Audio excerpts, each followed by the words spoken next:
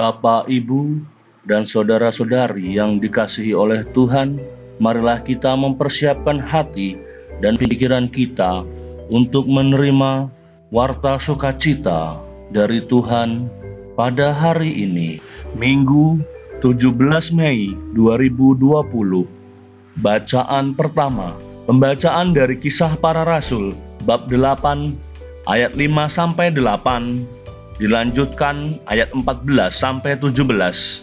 Waktu terjadi penganiayaan terhadap jemaat di Yerusalem, Filipus pergi ke suatu kota di Samaria dan memberitakan Mesias kepada orang-orang di situ. Ketika orang banyak itu mendengar pemberitaan Filipus dan melihat tanda-tanda yang diadakannya, mereka semua menerima apa yang diberitakannya itu dengan bulat hati.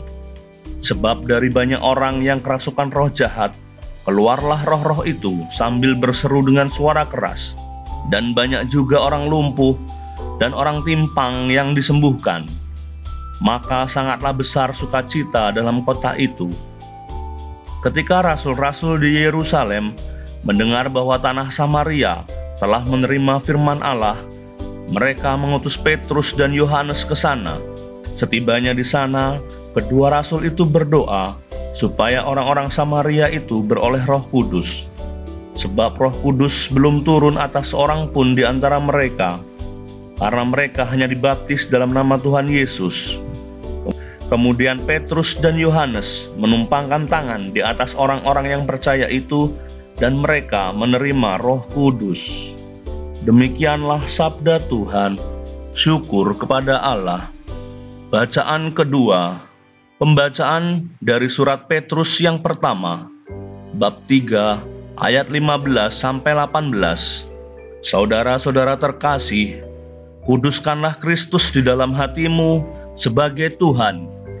Bersiap sedialah setiap saat untuk memberi pertanggungjawaban kepada tiap-tiap orang yang meminta dari kamu tentang pengharapan yang ada padamu. Tapi semua itu haruslah kamu lakukan dengan lemah lembut dan hormat, dan dengan hati nurani yang murni, supaya karena hidupmu yang saleh dalam Kristus, mereka yang memfitnah kamu menjadi malu karena fitnahan mereka itu. Sebab lebih baik menderita karena berbuat baik, jika hal itu dikehendaki Allah, daripada menderita karena berbuat jahat. Sebab Kristus pun telah mati satu kali untuk segala dosa kita. Ia yang benar telah mati untuk orang-orang yang tidak benar, supaya Ia membawa kita kepada Allah. Ia telah dibunuh dalam keadaannya sebagai manusia, tetapi dibangkitkan menurut roh. Demikianlah sabda Tuhan. Syukur kepada Allah. Tuhan beserta kita, sekarang dan selama-lamanya. Inilah Injil Yesus Kristus menurut Yohanes. Dimuliakanlah Tuhan. Injil Yohanes bab 14 ayat 15-21. Pada perjamuan malam terakhir, Yesus berkata kepada murid-muridnya, "Jikalau kamu mengasihi Aku, kamu akan menuruti segala perintahku. Aku akan minta kepada Bapa, dan Ia akan memberikan kepadamu seorang penolong yang lain, yaitu Roh kebenaran, supaya Ia menyertai kamu selama-lamanya. Dunia tidak dapat menerima Dia, sebab dunia tidak melihat Dia dan tidak mengenal Dia. Tetapi kamu mengenal Dia, sebab Ia menyertai kamu dan akan diam di dalam kamu. Aku tidak akan meninggalkan kamu sebagai yatim piatu. Aku akan datang kembali kepadamu. Tinggal sesaat lagi, dan dunia tidak akan melihat Aku lagi.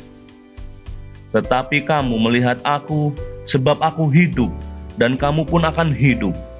Pada waktu itulah kamu akan tahu bahwa Aku ada di dalam Bapa-Ku, bahwa kamu ada di dalam Aku, dan Aku ada di dalam kamu. Barang siapa memegang perintahku dan melakukannya, dialah yang mengasihi Aku. Dan barang siapa mengasihi Aku, ia akan dikasihi oleh Bapa-Ku. Dan Aku pun akan mengasihi dia dan akan menyatakan diriku kepadanya. Demikianlah Injil Tuhan. Terpujilah Kristus. Renungan Harian Katolik Minggu 17 Mei 2020. Menurut Anda, siapakah Yesus Kristus itu? Jawaban yang lazim disampaikan, Yesus itu adalah Tuhan. Yesus adalah Mesias, Juru Selamat, Anak Allah, dan sebagainya. Dari jawaban tersebut, nampak jika masih ada orang Kristen yang mengenal Kristus sebatas pengertiannya saja. Pengenalan tentang Yesus hanya menirukan apa yang diajarkan kepadanya. Dan jawaban yang lahir dari pengenalan dan pengalaman pribadi bersama Tuhan sangat jarang. Mengapa hal itu terjadi?